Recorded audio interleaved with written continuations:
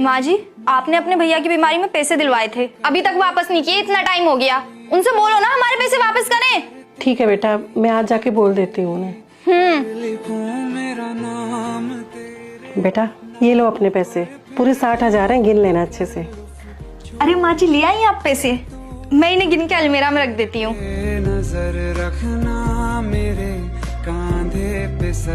माँ, ये रहे तुम्हारे कंगन।